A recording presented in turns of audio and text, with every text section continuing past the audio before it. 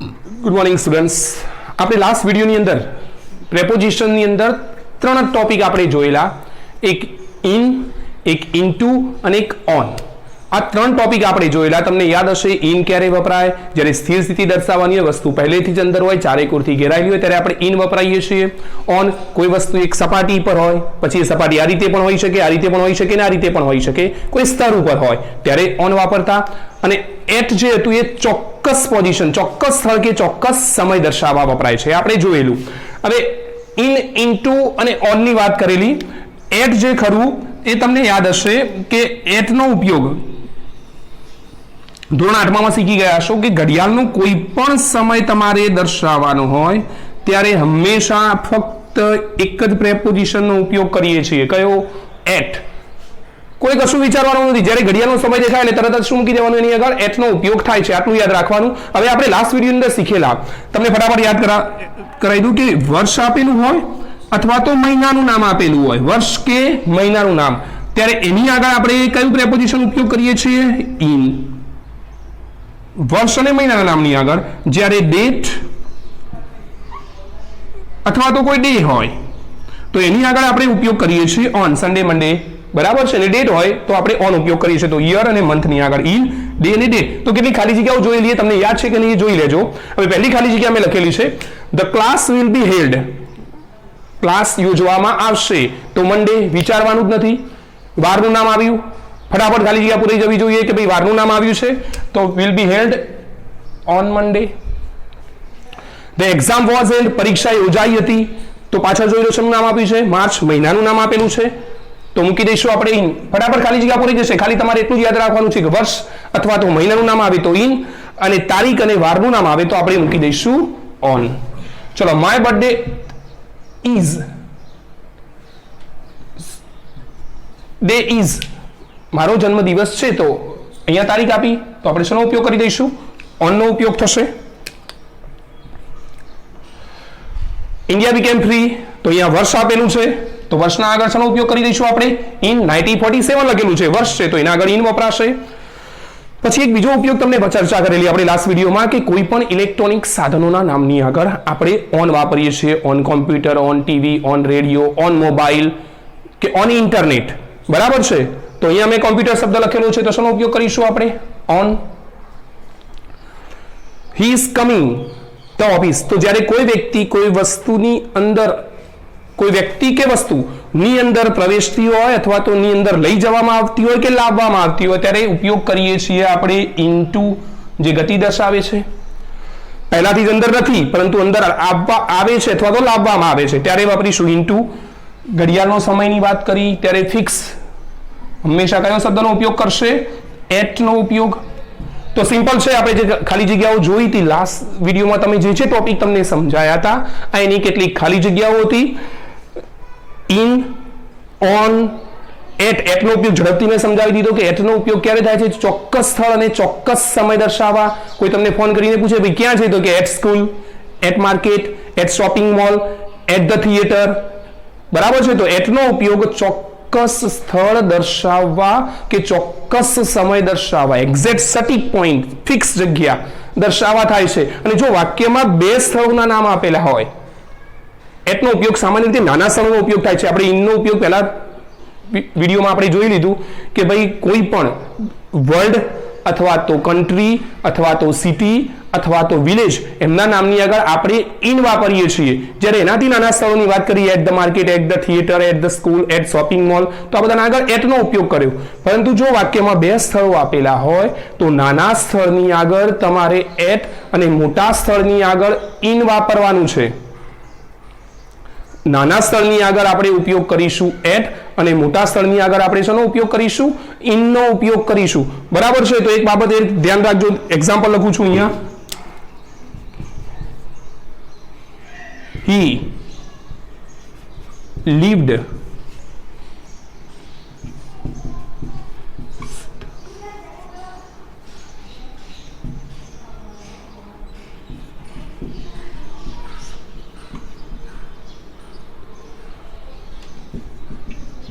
district, બરાબર છે? તો અહીંયા બે સ્થળનો ઉલ્લેખ કરેલો છે મેં. હી લીવ્ડ, તે રહેતો હતો. તો બે સ્થળો આપે છે સીતાપુર અને મહેસાણા. તો નાનું સ્થળ કયું છે? સીતાપુર. અને મોટું સ્થળ કયું છે? મહેસાણા. તો નાના સ્થળની આગળ આપણે શેનો ઉપયોગ કરીશું? એટ. અને મોટા સ્થળની આગળ આપણે શેનો ઉપયોગ કરીશું? ઇન. તો ચલો આપણે આ 3 પ્રેપોઝિશન જોયા હતા. હવે આપણે નવા પ્રેપોઝિશન જોવાના છે. નવા પ્રેપોઝિશનમાં આપણે અહીંયા જોઈશું એટ. નવા પ્રેપોઝિશનમાં આપણે જોઈશું ટુ, ફ્રોમ, બાય, વિથ અને થ્રો. મને ખ્યાલ હશે કે ભાઈ ખ્યાલ આવી ગયો છે તમને ઇન, ઓન, એટ નો ઉપયોગ ક્યારે કરવો, કેવી રીતે કરવો. તો સારું, ચલો નવા પોઈન્ટ જોઈએ આપણે. સારું, તો નવું પ્રેપોઝિશન આપણું છે ટુ. ભાઈ મોટે ભાગે ગ્રામર બુકોની અંદર ટુ વિશે કંઈ લખેલું આપેલું નથી. જ્યારે પણ મેં ભણતો ત્યારે પણ તમે પણ જોતા હશો ગ્રામર બુકની અંદર જ્યારે પણ પ્રેપોઝિશનની ટોપિક ખોલીએ છીએ ત્યારે એની અંદર ગુજરાતી લખેલું આપેલું હોય છે ને ફક્ત એના વિશે 2-3 એક્ઝામ્પલ આપેલા હોય છે. કોઈ સમજૂતી ખાસ કરીને ગ્રામર બુકમાં જોવા મળતી નથી. એમાં એ સ્પેશિયલી ટુ વિશે તો ટુનો ઉપયોગ ક્યારે થાય? તો એક ધ્યાન રાખજો, ટુનો ઉપયોગ દિશા બતાવવા થાય છે. ડિરેક્શન, એક્ઝેક્ટ કોઈ દિશા તરફ જતું હોય ત્યારે ટુનો ઉપયોગ થાય છે. ફોર એક્ઝામ્પલ, કઈ રીતે? હી goes to school. He goes to school. તો અહીંયા ટુનો ઉપયોગ જોઈ લો. કઈ તરફ જઈ રહ્યો છે? સ્કૂલ તરફ. તો he goes to school, તો અહીંયા દિશા બતાવી રહી છે ને ચોક્કસ સ્થળ આપેલું છે કે ભાઈ he goes to school. તો ની તરફ જવું, દિશા બતાવવા માટે ટુનો ઉપયોગ થાય છે. દાખલા તરીકે બીજું એક્ઝામ્પલ જોઈએ. he gave money to him. he gave money to him. કોઈ વિચારતું છે કે સાહેબ અહીંયા ક્યાં દિશા બતાવવામાં છે? અહીંયા એક વસ્તુ બીજી તરફ અથવા તો એક વ્યક્તિ કોઈ બીજી તરફ જઈ રહ્યું છે, ની તરફ જઈ રહ્યું છે, ત્યારે તમારે ટુનો ઉપયોગ કરવો પડે. જો અહીંયા પૈસા જે ખરા એ હિમ એટલે કે કોઈ પણ પુરુષ વાચક વ્યક્તિ માટે હિમનો ઉપયોગ કરીએ છીએ તો કોઈ પણ વ્યક્તિ પાસે જઈ રહ્યા છે તો પૈસા ની તરફ જઈ રહ્યા છે તો આપણે વચ્ચે શેનો ઉપયોગ કર્યો છે? ટુનો. તો ની તરફ જવું એવો દર્શાવવા માટે આપણે ટુનો ઉપયોગ કરીએ છીએ. દાખલા તરીકે ચલો બીજું એક્ઝામ્પલ જોઈએ. C gave a gift to her. તો અહીંયા ટુ આપેલું છે તો અહીંયા પણ જે ગિફ્ટ જે ખરી એ આ હર કોઈ પણ સ્ત્રીવાચક નામ અહીંયા અથવા તો કોઈ પણ સ્ત્રી છે એની પાસે જઈ રહી છે તો અહીંયા જે ગતિ તરફ દર્શાવી રહી છે કે ભાઈ ની તરફ એવું દર્શાવવું હોય ત્યારે ટુનો ઉપયોગ થાય છે. આ બાબત ખાસ ધ્યાન રાખજો. he goes તો અહીંયા વ્યક્તિ જઈ રહ્યો તો કઈ તરફ જઈ રહ્યો તો સ્કૂલ તરફ. અહીંયા પૈસા જઈ રહ્યા હતા કોની તરફ? તો અહીંયા હિમ એટલે કે કોઈ પણ વ્યક્તિ તરફ, પુરુષવાચક નામ કોઈ છોકરા તરફ. અહીંયા ગિફ્ટ જઈ રહી હતી હર ની તરફ. તો અહીંયા ગતિ દર્શાવવા માટે, કોઈ દિશા દર્શાવવા માટે ટુ વપરાય છે. તો કદાચ તમારા મનમાં એવો પ્રશ્ન થતો હશે કે સાહેબ ની તરફ એવું દર્શાવવા માટે તો ટુવર્ડ્સ શબ્દ પણ વપરાય છે. ટુવર્ડ્સ સાચી વાત છે. કદાચ ટુ તમે બોલે કે સાહેબ ટુ તમે એમ બોલો છો કે દિશા દર્શાવવા વપરાય છે તો ટુવર્ડ્સ પણ ની તરફ એવું દર્શાવવા વપરાય છે. તમે સાચા છો, ટુવર્ડ્સ પણ દિશા દર્શાવવા વપરાય છે, પરંતુ એક સામાન્ય ફેરફાર છે. ચલો એ પણ ડિફરન્સ જોઈ લઈએ કે ટુ ક્યારે વાપરવું ને ટુવર્ડ્સ ક્યારે વાપરવું. અહીંયા મેં પહેલું વાક્ય લખ્યું છે he goes to school, મતલબ તે સ્કૂલે જાય છે તો ચોક્કસ તે સ્કૂલ તરફ જ જાય છે, ફિક્સ છે. પરંતુ કદાચ મારે ટુવર્ડ્સ વાપરવું છે કે he goes towards the school, તે સ્કૂલ તરફ જઈ રહ્યો છે તો બંનેમાં ડિફરન્સ શું? હું આ વાક્ય લખું અહીંયા કે he goes to અથવા તો he coming અથવા તો goes, જે શબ્દ મૂકી શકો હોય. towards the school. તો અહીંયા દિશા દર્શાવે છે પરંતુ કદાચ સ્કૂલે જતા જતા રસ્તામાં ક્યાંક બીજે પણ વળી જાય, મતલબ ચોક્કસ નથી. બરાબર છે. તમારે 8મામાં એક પાઠ આવતો કે ભાઈ ધ લાયન ઇઝ અથવા તો એલિફન્ટ નો શબ્દ હતો આઈ થિંક. તો the lion is coming towards us, હાથી આપણી તરફ આવી રહ્યો છે પણ નક્કી નથી, કદાચ રસ્તામાંથી ક્યાંક બીજે પણ વળી જાય તો ટુવર્ડ્સ વપરાશે. જ્યારે ટુનો ઉપયોગ ચોક્કસ કે ભાઈ તે દિશા તરફ જ જઈ રહ્યું છે, ફિક્સ દર્શાવવું હોય ત્યારે ટુ વપરાય છે. તો બંને આમ થોડા સરખા અર્થ એવા છે પણ ઉપયોગ અલગ અલગ છે. આ ચોક્કસતા દર્શાવે છે, આ ચોક્કસતા દર્શાવતું નથી. બાકી ગતિ આ રીતે દર્શાવવા માટે તમારે ટુનો ઉપયોગ થાય છે. જો કે ટુનો બીજો ઉપયોગ આપણે જોઈએ કે બે ક્રિયાપદો હોય તો મુખ્ય ક્રિયાપદની આગળ ટુ વપરાય છે. દાખલા તરીકે he wants to buy a car, તે ગાડી ખરીદવા ઈચ્છે છે તો અહીંયા મુખ્ય ક્રિયાપદ કયું છે ભાઈ? કઈ ક્રિયા કરવા ઈચ્છે છે? ખરીદવા ઈચ્છે છે. મુખ્ય ક્રિયા છે વોન્ટ્સ, એટલે ઈચ્છવું થાય. એક આ ક્રિયાપદ આપ્યું છે અને આ બીજું ક્રિયાપદ વિશે તમને ખ્યાલ હશે, કર્તા દ્વારા જે ક્રિયા થઈ રહી છે એને આપણે શું કહીએ છીએ? ક્રિયાપદ કહીએ છીએ. તો મુખ્ય ક્રિયાપદની આગળ આપણે શેનો ઉપયોગ કરીએ છીએ? ટુ નો ઉપયોગ. He wants to buy a car. For example, he, અહીંયા વોન્ટ્સ ની જગ્યાએ વોન્ટેડ પણ મૂકી શકાય ભૂતકાળ. He wanted to play. તે રમવા ઈચ્છતો હતો. તો અહીંયા મુખ્ય ક્રિયાપદ કયું છે? પ્લે. તો મુખ્ય ક્રિયાપદની આગળ પણ ટુ નો ઉપયોગ થાય છે. કે ઇન શોર્ટ, જ્યારે એક જ વાક્યમાં બે ક્રિયાપદો વપરાતા હોય ત્યારે બીજા ક્રિયાપદની આગળ ટુ નો ઉપયોગ થાય છે. બે ક્રિયાપદો વપરાતા હોય ત્યારે બીજા ક્રિયાપદની આગળ ટુ નો ઉપયોગ થાય છે. હજી જો એક એક્ઝામ્પલ તમને સમજાવી દઉં. He went to market. અહીંયા દિશા બતાવી છે, જોઈ લો. તે જઈ રહ્યો છે તો કઈ તરફ? માર્કેટ તરફ. તો ટુ નો ઉપયોગ કરે છે. એના સિવાય ટુ બાય બુક્સ. તો અહીંયા બીજો નિયમ આવ્યો કે ભાઈ મુખ્ય ક્રિયાપદ હતું તો એની આગળ શેનો ઉપયોગ કર્યો? ટુ નો ઉપયોગ. તો બે નિયમો આપણા ટુના. પહેલો નિયમ આપણો કે ભાઈ ટુ દિશા બતાવી રહ્યું છે અને ચોક્કસ દિશા તરફ જશે જેવું દર્શાવવાનું હોય ત્યારે ટુ વપરાય છે. ટુવર્ડ્સ, કદાચ જતા જતા ક્યાંક ફરી પણ જાય, બીજી તરફ પણ વળી જાય. તમે તો એવું નહીં કરતા હોય કે સ્કૂલે જતા જતા ક્યાંક બીજા જતા રહેતા હશો, બરાબર છે? તો ટુ નો ઉપયોગ એ ચોક્કસ પોઈન્ટ દર્શાવવા વપરાય છે. ચલો પછી કદાચ ફ્રોમ. હવે આ તો ની તરફ આ રીતે જતા હોઈએ, કોઈ વ્યક્તિ કે વસ્તુ, કોઈ ઓબ્જેક્ટ ની તરફ જઈ રહી છે ત્યારે આપણે ટુ વાપર્યું. પરંતુ કોઈ સ્થળેથી આવી રહ્યું હોય ત્યારે શું વાપરવું? કોઈ વ્યક્તિ કે વસ્તુ ની તરફથી આવી રહ્યું હોય ત્યારે શું વાપરવું? તો એ વખતે તમારે ઉપયોગ થાય છે ફ્રોમનો. એ વખતે આપણે ઉપયોગ શેનો કરીએ છીએ? ફ્રોમ. ગુજરાતી થાય છે માંથી કે થી, બરાબર છે? ફ્રોમનો ઉપયોગ થાય છે. દાખલા તરીકે,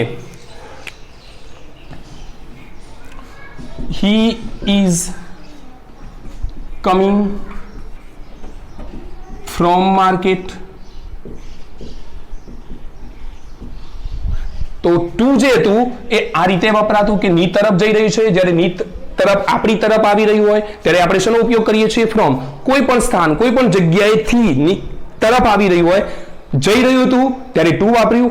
આવી રહ્યું છે કોઈ જગ્યાએથી તો આપણે શેનો ઉપયોગ કરીશું? ફ્રોમ. આવી રહ્યું છે તો ફ્રોમ, જઈ રહ્યું હતું તો ટુ. તો he is coming from market. તે બજારમાંથી આવી રહ્યો છે. અથવા તો તમને પૂછે તો તમે જવાબ આપશો કે આઈ એમ ફ્રોમ ચાણસ્મા. તો ક્યાંથી? તો ફ્રોમ ચાણસ્મા. તો ઉદ્ભવ સ્થાન, મુખ્યસ્થ કોઈ જગ્યાએથી એવું દર્શાવવું હશે ત્યારે તમે શેનો ઉપયોગ કરી રહ્યા છો? ફ્રોમનો. From Chanasma, from market, from the school, from Big Bazaar. તો આ રીતે કોઈ સ્થળેથી, કોઈ જગ્યાએથી એવું દર્શાવવું હશે, ત્યાંથી જ આ તરફ. તો બંને ટુ અને ફ્રોમ એકબીજાના ઓપોઝિટ છે. ટુ નો એરો આપણે આ રીતે દર્શાવે છે, ફ્રોમ નો એરો આ રીતે જશે. કોઈ જગ્યાએથી આપણી તરફ આવી રહ્યું હોય. એટલે તો તમને ખ્યાલ હશે કે તમે જ્યારે કોઈને ગિફ્ટ આપી રહ્યો છો ત્યારે ઉપર લેટરમાં કે બોક્સ ઉપર લખો છો from Rahul to Meera. From Rahul એટલે રાહુલ તરફથી, ફ્રોમ રાહુલ. અને કોની તરફ એ ગિફ્ટ જઈ રહી છે? ટુ મીરા. તો ફ્રોમ રાહુલ, તો રાહુલ તરફથી ગિફ્ટ આવી રહી છે અને કોની તરફ જઈ રહી છે? મીરા તરફ. તો ફ્રોમ રાહુલ ટુ મીરા. તો કોઈ વ્યક્તિ કે વસ્તુ પાસેથી કંઈ પણ વસ્તુ આવી રહી છે તો ત્યારે તમારે શેનો ઉપયોગ કરવાનો રહેશે? ફ્રોમ. જુઓ અહીંયા માર્કેટમાંથી, ચાણસમાંથી, બજારમાંથી, તમે જે શબ્દો ઉપયોગ કરતા હોય, સ્કૂલમાંથી, અથવા તો આઈ ગોટ અ ગિફ્ટ, મને ગિફ્ટ મળી. ફ્રોમ માય અંકલ, મારા કાકા તરફથી. તો કાકા પાસેથી આપણી તરફ આવી રહી છે. He is coming from America. તે અમેરિકાથી આવી રહ્યો છે. ગિફ્ટ કાકા તરફથી આવી રહી છે. તો ખ્યાલ આવી ગયો છે કે ગિફ્ટ જ્યારે જતું હોય ત્યારે ટુ વાપરીએ છીએ, ની તરફથી આપણી પાસે અથવા તો અન્ય કોઈ તરફ આવી રહ્યું હોય ત્યારે આપણે શેનો ઉપયોગ કરીએ છીએ? ફ્રોમનો. ફ્રોમનો એક બીજો પણ ઉપયોગ છે. કયો? તો કોઈ પણ વ્યક્તિ કોઈ રોગથી પીડાતું હોય ત્યારે સફર શબ્દ આવ્યો છે. તો suffering from headache, suffering from stomach એક. તો સફરિંગ ફ્રોમ, તો રોગથી પીડાતા હોઈએ ત્યારે પણ ફ્રોમનો ઉપયોગ થાય છે, બરાબર છે? તો આપણી પાસે બે ઉપયોગ આજે જોયા, ટુ અને બીજો ઉપયોગ આપણો ફ્રોમનો. ઓકે, તો ટુ ફ્રોમ ખ્યાલ આવી ગયું છે. બંને કેવા છે? એકબીજાના ઓપોઝિટ. ની તરફ જવું તો ટુ, ની તરફ આવવું તો ફ્રોમ. એક્ઝામ્પલ હજી સેમ ટુ સેમ આપી દઉં કે he is going to school, એટલે તે સ્કૂલે જઈ રહ્યો છે. અને he is coming from school, તે સ્કૂલમાંથી આવી રહ્યો છે, બે ઓપોઝિટ થયા કે નહીં? He is going to school, he is coming from school. તો જવું તો ટુ આવી રહ્યું છે તો ફ્રોમ. ઓકે, હવે નેક્સ્ટ ઉપયોગ છે આપણો બાય. બાયનો ઉપયોગ થાય છે વડે, દ્વારા કે સુધી. બાયનો ઉપયોગ છે વડે, દ્વારા કે સુધી. હવે બાય ક્યારે વપરાય છે તો જોઈ લઈએ છીએ. ગુજરાતી હું બોલ્યો બાયનો મતલબ થશે વડે, દ્વારા, વડે, દ્વારા કે સુધી. હવે પહેલો ઉપયોગ બાય ક્યારે વાપરીશું તો બાયનો પહેલો ઉપયોગ છે કે જ્યારે કોઈ પણ મુસાફરીના સાધનો આપેલા હોય, મુસાફરીના, ટ્રાવેલિંગના, અને એના દ્વારા મુસાફરી કરવામાં આવતી હોય કે હું મહેસાણા ગયો હતો by bus, by train, by car, by auto. તો આવા મુસાફરીના સાધનોના નામની આગળ જે ટ્રાવેલિંગ કરવામાં આવે અને મુસાફરીના સાધનોનો ઉપયોગ કરવામાં આવે ટ્રાવેલિંગ કરતી વખતે, ત્યારે તમારે બાયનો ઉપયોગ કરવો પડે છે. કે આઈ વેન્ટ ટુ મહેસાણા, અથવા તો આઈ વેન્ટ ધેર, હું ત્યાં ગયો હતો. અહીંયા બસ શબ્દ લખ્યો છે તો આઈ વેન્ટ ધેર, હું ત્યાં ગયો હતો. તો એ મુસાફરીનું સાધન કયું આપેલું છે? બસ દ્વારા. તો હું બસ દ્વારા ત્યાં ગયો હતો. હું ત્યાં આગળ ટ્રેન દ્વારા ગયો હતો તો બાય ટ્રેન, બાય ઓટો, અને વિમાન દ્વારા ગયા હતા તો બાય એર પણ મૂકી શકાય, બાય પ્લેન પણ લખી શકાય, અને બાય એર. તો ટ્રાવેલિંગ કરતી વખતે મુસાફરીના સાધનોના નામની આગળ શેનો ઉપયોગ કરીશું? આપણે બાયનો ઉપયોગ કરીશું. આ ખાસ બાબત ધ્યાન રાખજો. ટ્રાવેલિંગ કરતી વખતે અહીંયા લખેલું કે આઈ વેન્ટ ધેર, હું ગયો તો તમે કોઈ ત્યાં કોઈ સ્થળે ગયા હતા કોઈ મુસાફરીનું સાધન ઉપયોગ કરીને, ત્યારે બાય વપરાશે. બરાબર છે? તો by bus, by train, by car ઉપયોગ થશે. પરંતુ જ્યારે ટુ વ્હીલરનો ઉપયોગ કરશો ત્યારે તમે એની ઉપર બેસીને જશો તો તમારે ઓન વાપરવું પડશે. I went there on bike, bike પર બેસીને ગયો તો ઓન સ્કૂટર, અથવા તો ચાલીને જતા હોય ત્યારે પણ ઓન વપરાશે. દાખલા તરીકે આઈ ગો ટુ સ્કૂલ, હું સ્કૂલે જાઉં છું ચાલીને, તો અહીંયા બાય નહીં વપરાય. અહીંયા શેનો ઉપયોગ કરીશું? On foot. કેમ કે અહીંયા રોડ અથવા તો જે એક સપાટી આવી ગઈ એના ઉપર તમે ચાલીને જાઓ છો તો અહીંયા શેનો ઉપયોગ કરીશું આપણે? ઓન. જ્યારે ફોર વ્હીલરની વાત કરીએ કે અન્ય જેની અંદર આપણે બેસીને જઈએ છીએ તો by bus, by train, by car, by auto અથવા તો બાય પ્લેનનો ઉપયોગ કરી શકીએ છીએ. બરાબર છે? તો બાયનો ઉપયોગ, પહેલો ઉપયોગ શીખ્યા કે મુસાફરીના સાધનોના નામની આગળ. બરાબર છે? સેકન્ડ ઉપયોગ આપણો છે બાયનો કે બાય જે ખરું એ તમારે હવે 9મા ધોરણમાં ભણવાનું થશે કે એક્ટિવ પેસિવ રચના, જેની અંદર કર્તાના નામની જોડે બાય વપરાશે. દાખલા તરીકે સિમ્પલ એક્ઝામ્પલ સમજાવું કે the room is clean, room સાફ કરવામાં આવે છે તો કોના દ્વારા? તો તમે કહેશો કે ભાઈ બાય પ્યુન, પટાવાળા દ્વારા. ગુજરાતીમાં 9મામાં કદાચ તમને બહુ ખ્યાલ નહીં હોય, 8મામાં શિક્ષકે જો ચર્ચા કરી છે ભાઈ કે એક્ટિવ રચના કોને કહેવાય ને પેસિવ રચના, તો એક ચેન્જ ધ વોઇસ નો ટોપિક, તો એની અંદર તમને ખ્યાલ આવી ગયો છે કે ભાઈ અહીંયા પેસિવ રચના અમે બનાવી છે તો બાય પ્યુન. તો the room is clean, room સાફ કરવામાં આવે છે કોના દ્વારા? તો કે પટાવાળા દ્વારા. અંગ્રેજી શીખવાડવામાં આવે છે તો કે કોના દ્વારા? તો બાય મિસ્ટર પટેલ, તો મિસ્ટર પટેલ દ્વારા.